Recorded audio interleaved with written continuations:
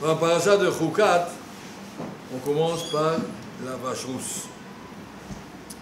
La vache rousse qui doit nous purifier tout matmet. Il faut comprendre qu'est-ce que ça veut dire tout matmet et comment une cendre de vache rousse peut nous purifier de cette touma. Toutes les autres toumotes, tu as touché un chéretz, au mikvé, tu es tarot. Il y a des toumotes qui durent 7 jours, c'est toumat à gouffre. Nida, Metzora, Zav, ça dure 7 jours, c'est toumat à gouffre. Le gouffre, il a besoin. Mais une toumat maga, comme toumat met, il est rentré dans une chambre, il y avait un mot. Il a touché.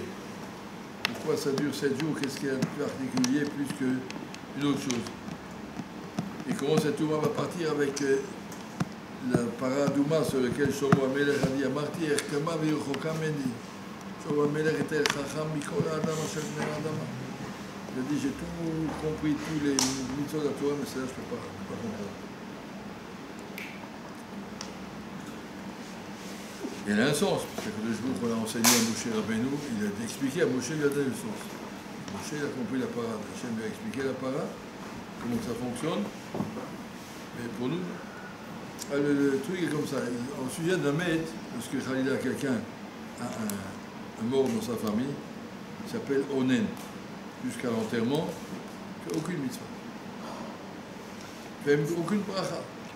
Il ne fait aucune tzedaka, rien. Il ne fait rien. Premièrement, parce qu'il faut s'occuper du mort, et même quand il n'y a rien à s'occuper, ce n'est pas le moment. Pourquoi ce n'est pas le moment?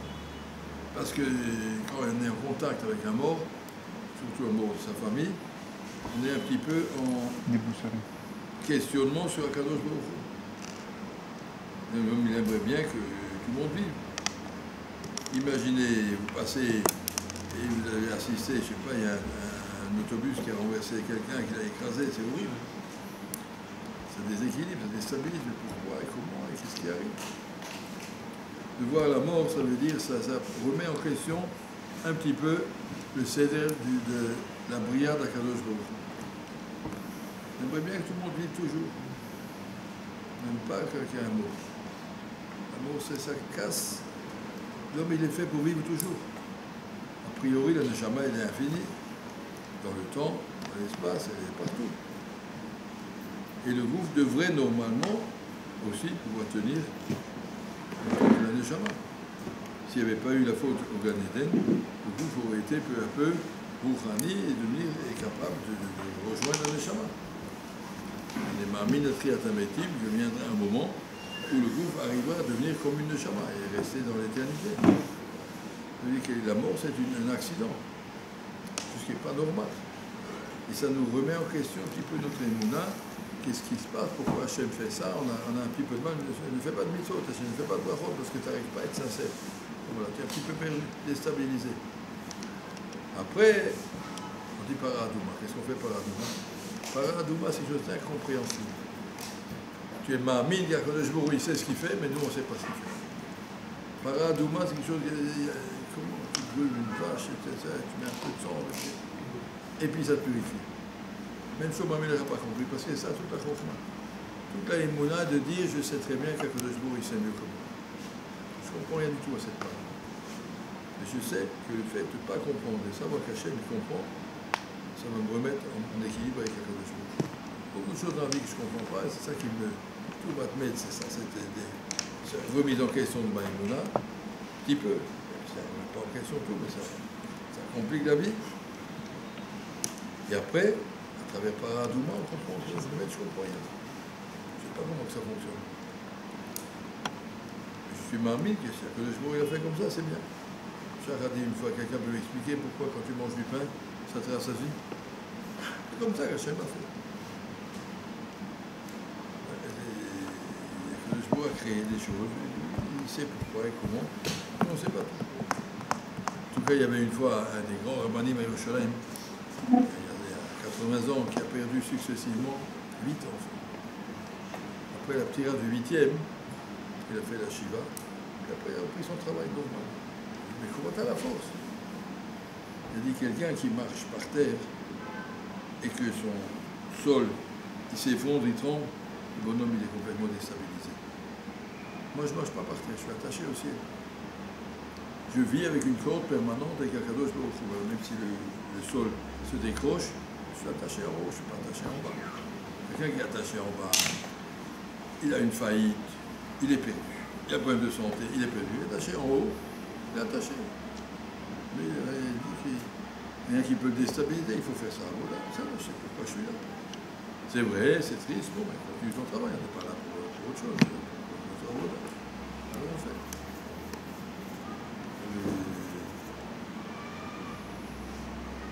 Chaim Kanievski, Shalita. Zichrono Livracha. Il n'y avait pas de couple plus magnifique que le Rav et sa rabbinite, bien qu'ils se comprenaient à quel niveau ils vivaient. La rabbinite est niftar Shabbat après-midi à la maison devant le Rav. Une heure après, il était assis avec son crochet de Mishpat, il fait le crochet de Mishpat, il fait Yoredia, mais il avait l'autre, et son piano de il s'est étudié. Shabbat après-midi à la maison. C'est à quoi? Il a dit, c'est à quoi le reste? Après, on va faire la Shiva maintenant.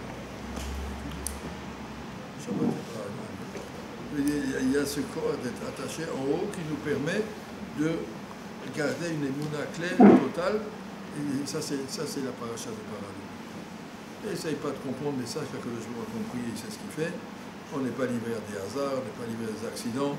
On est livré à la décision de Kadosh Baruch Hu en fonction de toutes sortes de critères qui nous dépassent et qu'on n'essaie même pas de savoir. Et tout, on dit, Dayan ha-emet. C'est emet. C'est ce que la paracha veut nous apprendre, à vivre le emet dans sa shleimut. Je termine avec une histoire qui est difficile.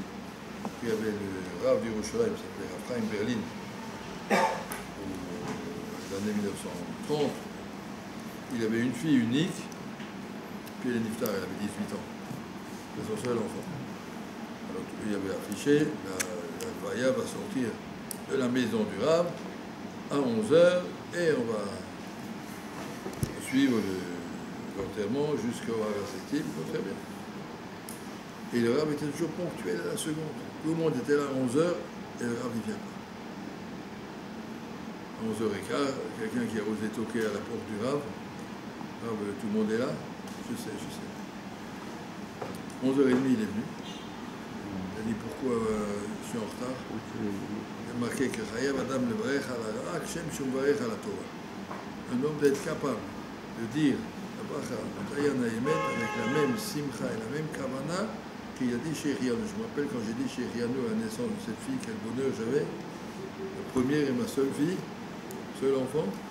Il faut que j'arrive à retrouver cette émouna de dire cette bracha Dayan Haemet avec le même bonheur et la même simcha, et ça m'a mis beaucoup de temps. Je pense que je suis capable de le faire maintenant. Parce que ça veut dire comment vivre la parachat Tumat Met avec la Emouna, ça quand il parle à Douma, tu comprends rien, d'accord, on va te comprendre. Mais tu sais que de jour, il cherche notre bien. Et vivre ça c'est notre avoda qu'on a dans cette situation. Qu'Hachem nous amène que des bonnes nouvelles, des choses faciles, qu'on soit capable de les passer et de progresser et de ne pas être confronté à des difficultés qui nous dépassent. Amen.